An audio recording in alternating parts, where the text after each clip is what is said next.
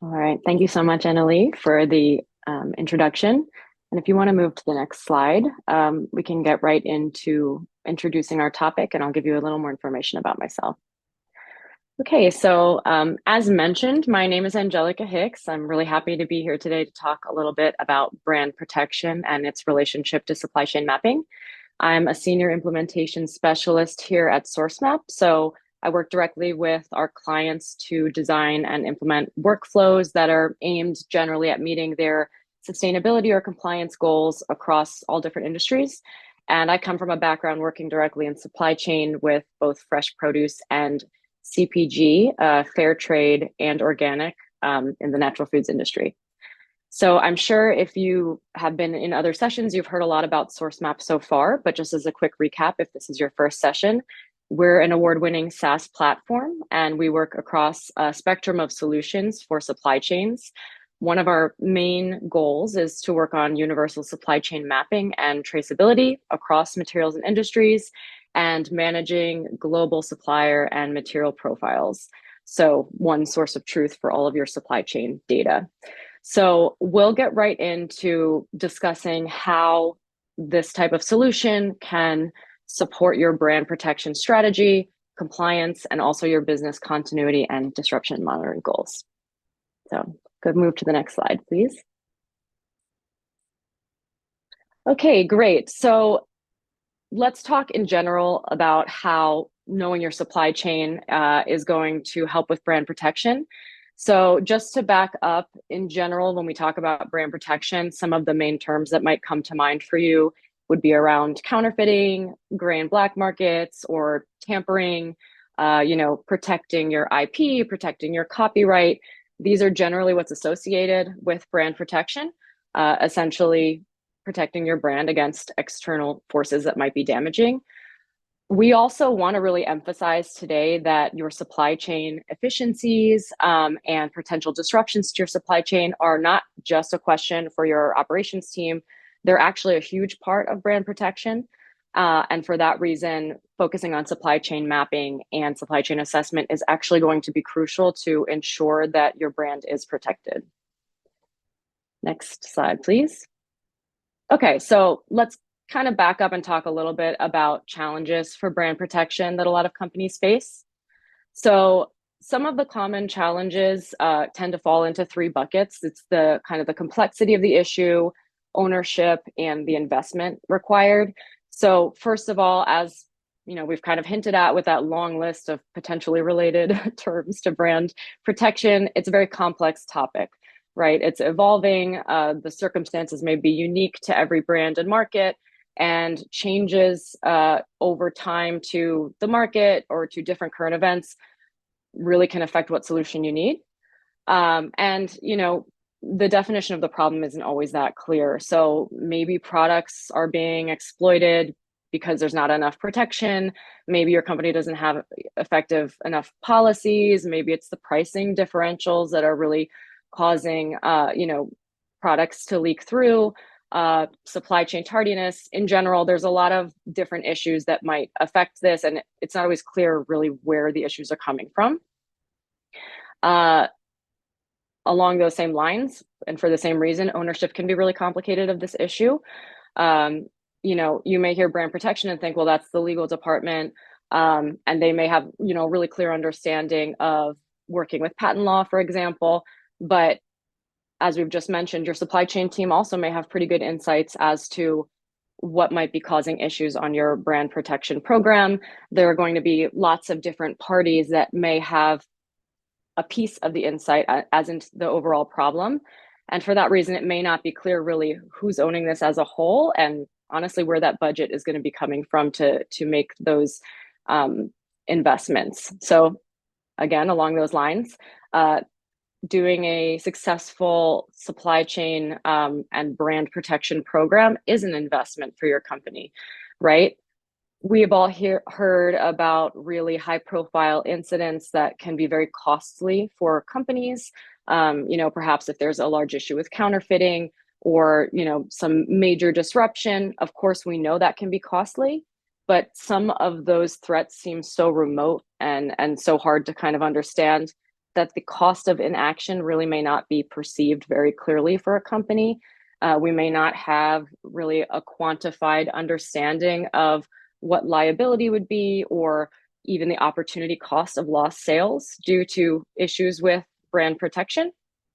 And for that reason, working on a comprehensive brand protection program may be kind of viewed a little bit more as just an added cost rather than the investment that it is, right? So if we invest in a brand protection program, the kind of mature level we want to get to is almost seeing it at the same level as marketing, where investing in this is going to help in the long term increase our brand's reliability and perception with the public, and also really prevent damages down the line that could actually reduce our revenues.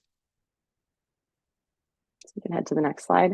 Okay, so then those were the challenges. So what are some strategies to get started with protection? So we are really wanting to talk about a 4-phased approach here for designing a brand protection strategy. So these steps are meant to both take, an offensive proactive approach and also a defensive reactive approach. So first, we're going to start with assessing. So essentially understanding where we are now with brand protection. Design, that's looking at the future state. Where do we want to be? Okay. And then protect, that's going to be the phase where we understand how we're actually going to get where we want to be.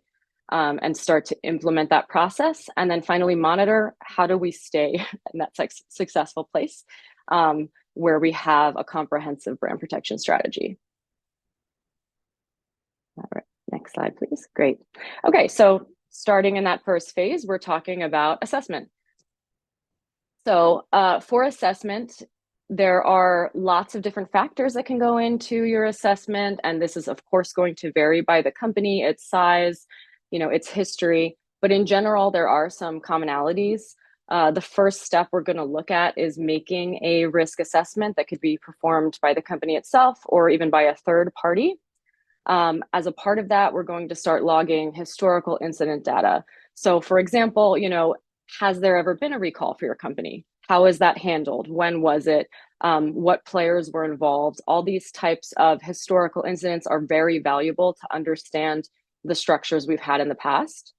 We're also going to be having interviews with our company leadership. So this might uncover preventative measures that have already been put in place, lessons that have already been learned, and any gaps that we can identify in that area. With this information we've gathered, we're able to kind of understand then what benchmarks we need to reach in order to improve. And it's also a really great idea to join industry associations to understand what are the more generalized benchmarks across the industry that you're in. And then, of course, we're going to conduct ongoing research on new incidents that might occur that can help us understand what some of those gaps are. So in general, when we're looking at understanding the current state of risk, the kind of takeaway is that anywhere that information or visibility is missing can be a risk, right? So if we don't know how a product is made or where it's coming from or where the materials are coming from, how can we be sure that the practices are legitimate and that we're able to meet our brand values that we're professing to consumers and outside of our company? All right, so after assessing, we're going to get into designing a solution and creating our vision for a more secure future for the brand. So this visual is really important because it's very crucial for your company to understand that a brand protection strategy is holistic and it needs to have these 5 building blocks taken into consideration. So I think the first thing that we often think of is just policies, creating clear policies around brand protection. But the policies are only going to be enacted if they're embodied by a clear process that can be followed. And that process won't be scalable without the proper technology.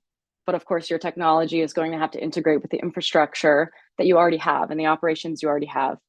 And really, the biggest piece of all of this to make it work is making sure that the people involved are integrated into every step of this.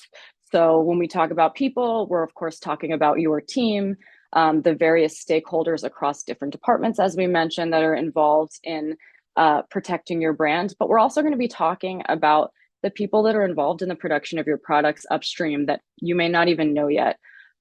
All of these people are going to be able to inform what is missing, what is necessary, and what is actually possible to create those policies that we want to adhere to. So if we move to the next slide, we can talk a little bit about upstream mapping. Okay, so here's really the meat of the issue. We can't really have an effective brand protection strategy without knowing the supply chain. So that includes supply chain mapping. It's going to include the solutions architecture to make that scalable. And it's also going to involve supply chain risk mitigation. And here's really why supply chain mapping is so crucial to brand protection. When you start to have a gap in supply, it's really common for unauthorized goods to enter the marketplace. So even outside of your own brand protection, if you think back to the pandemic, for example, or even other natural disasters, when there are periods where the supply chain is significantly disrupted and there are gaps in supply of really important products, that's when we can start to hear more about the proliferation of counterfeit goods. So if there's a space for counterfeit goods to enter, that's really increasing the risk for your brand. Additionally, as we mentioned before, the people that are all throughout your supply chain are going to play a crucial role in making sure that the supply chain is secure. So we need to understand and engage with suppliers in order to make a brand protection strategy that's going to be effective. And if we head to the next slide. So this is a really interesting quote that comes from the Center for Anti-Counterfeiting and Product Protection at Michigan State University. And I am going to read it directly. So since communication, it typically travels much faster than the flow of goods and materials, the flow of information is key to identifying potential disruptions within a supply chain. Also, by sharing information, mutual trust is built among members within a supply chain, which can help reduce risks of all types. So the emphasis is mine. I really, really do want to underline that point about creating a mutual trust across the supply chain in order to employ some of the risk reduction tactics that you're going to want to employ in your brand protection program. Okay, so now we'll talk about rolling out some of those solutions to address your needs. Oh, there we go. So at SourceMap, we really talk about a holistic approach to protection. So we're going to start with discovering information about a supply chain, continuously monitoring the information that we do discover about a supply chain, including entities lists, high-risk locations, and other risks you might face. And then we're also going to focus on reporting out the information that we gather. So creating and leveraging a central source of truth in order to visualize that data to help us understand and prioritize the most important pieces of it, and be able to report on supplier data, both internally in the organization and also externally to regulators. So how do we approach supply chain mapping? For SourceMap, this is really one of our most important pieces of work. We start with supplier discovery. We'll invite a tier one supplier to discuss, to disclose their suppliers. Those suppliers will join in and register, disclose their suppliers, et cetera. And through this automated and scalable process, we'll continue to collect data upstream to have a full end-to-end supply chain map. This data is then going to be visualized. So we have award-winning visualizations and dashboards that will make it really easy to highlight risks in the supply chain and just get an overall picture of what the supply chain looks like. And then again, reporting, very important. We're able to filter data very easily to report on suppliers, whether that's by tier, its location, even facility type, or how engaged suppliers have been in the process of collecting and submitting data. And then, of course, all of this data can be exportable via CSV to continue to report out in different ways. And this is just a quick visualization of that supply chain mapping process. So a brand will invite their direct suppliers who they know. Those suppliers will invite their direct suppliers who they know, and so on and so forth, until we've now got an entire supply chain engaged, registered directly in the program, and able to submit data on their own behalf.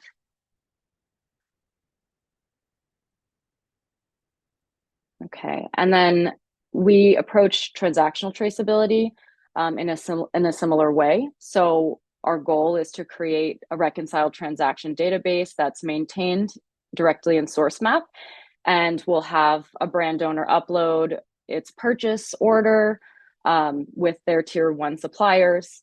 Those tier 1 suppliers can directly put in their documentation around transactions and invite their suppliers.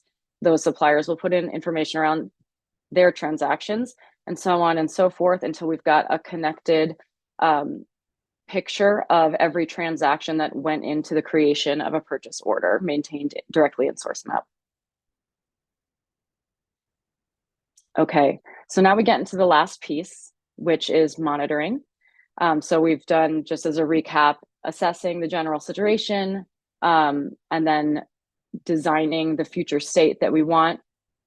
Protection, which is creating that solution and starting to implement it to get to the future state. And then finally, we get to continuously monitoring, reporting, and evaluation once we have implemented our brand protection strategy.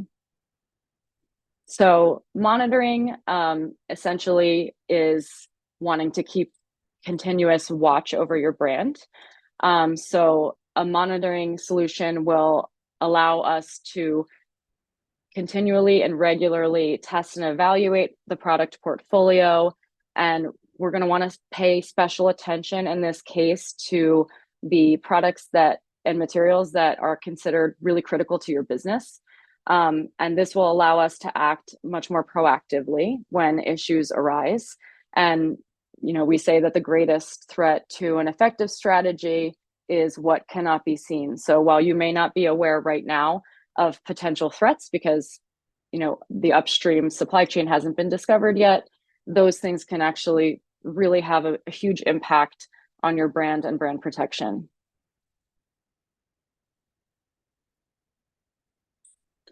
So supply chain mapping in general is trending towards becoming more continuous.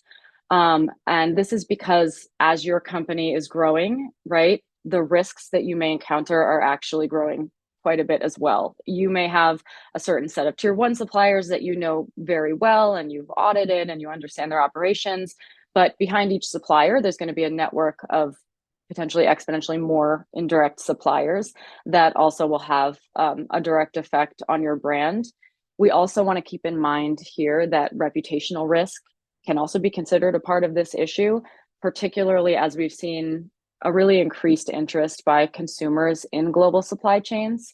So it becomes incredibly crucial to continuously supply chain map, keep your database of suppliers that are direct or indirect up to date, continuously be interacting with your suppliers and regularly reminding them of these programs, and also updating your supply chain maps. This will enable you to continually and regularly understand if your program is complying with evolving regulations, be able to update risk assessments every time you have a new supplier joining your network in aggregate, and also, and very interestingly, be able to flag adverse events and how those might affect different nodes in your supply chain and how that might adapt your risk profile. So one really important piece of SourceMap's operations is working with supplier watchlist monitoring.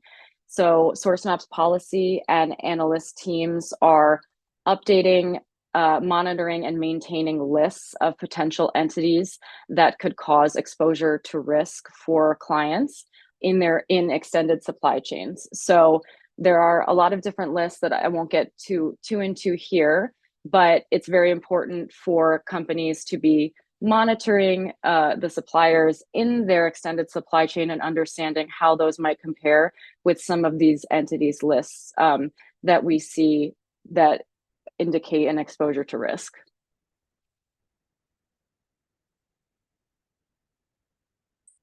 Okay.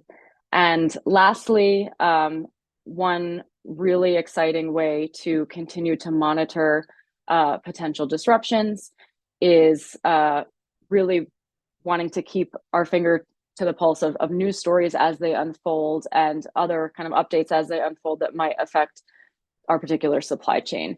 So SourceMap handles this through what we call disruption monitoring, which is a supplier-driven notification system that will help identify external disruptions and give us a bit of insight into how those disruptions might affect the supply chain overall. So we do this through flagging suppliers, facilities, regions, ports, all this information that we've been collecting throughout this process of discovery.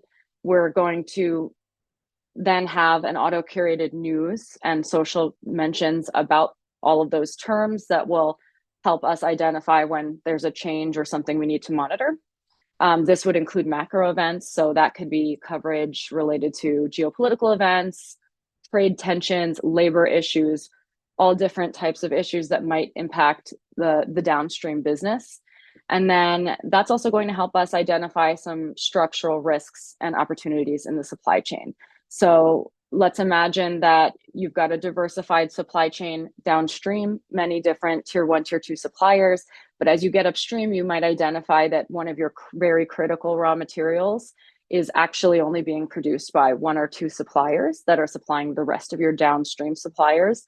In those cases, it can be really helpful to understand what risks might be faced by those 1 or 2, concentrated suppliers, and how that can affect your business in different scenarios. So what we'll do there is be able to visualize and identify those risks and also identify the opportunities for reducing them for your brand. And that wraps it up for my talk today. I really appreciate your time. And here's my contact information. I am going to take a look and see if we have any questions that we can discuss. So I'll take a moment.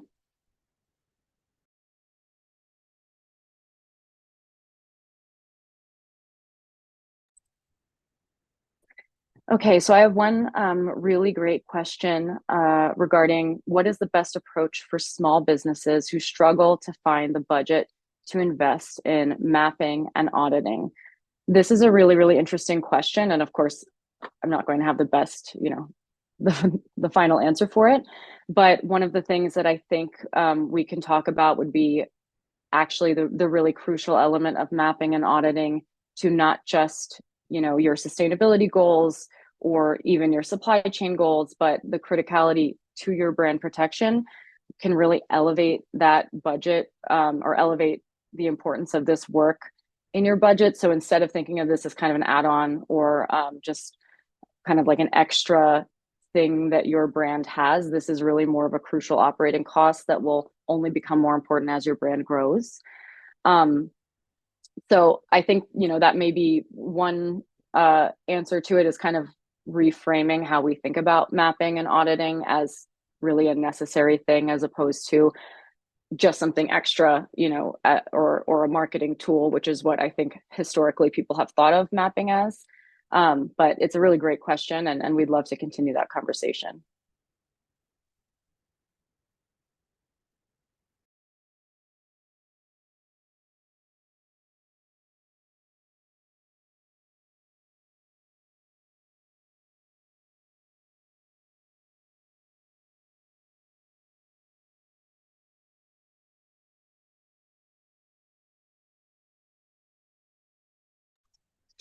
Okay, so I've also got a question around retaining supporting documents for transactions. Does SourceMap retain the supporting documents for all transactions or only some? This is going to definitely depend on the situation and what the use of transactional traceability is in that case. So it's not going to be a one size fits all when it comes to transactional traceability, but in general, the goal will be to retain the proper transactional documents that are going to provide evidence of the physical movement of goods and also the chain of custody at each step. So again, it will depend, on which transactions exactly you're tracing and for what purpose. But in general, all supporting transactions that would go into a downstream PO would be retained.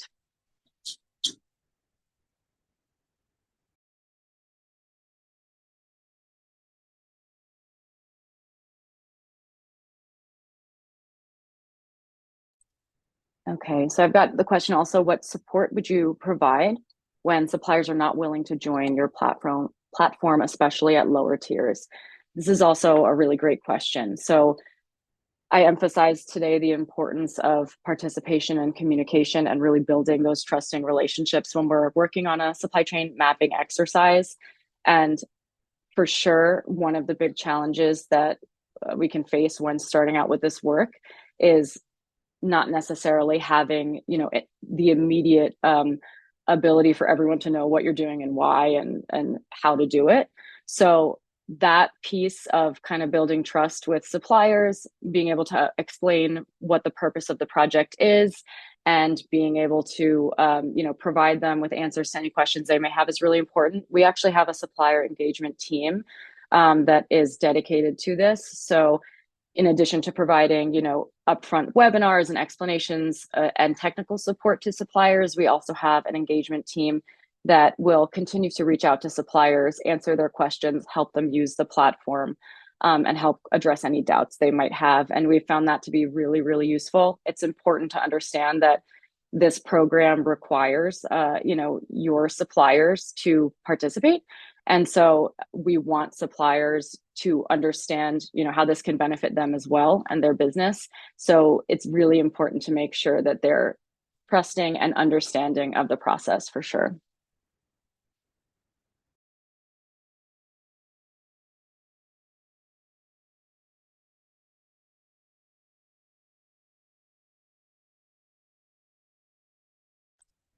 Okay, so I think we only have a minute or two more, so I'll answer one more question.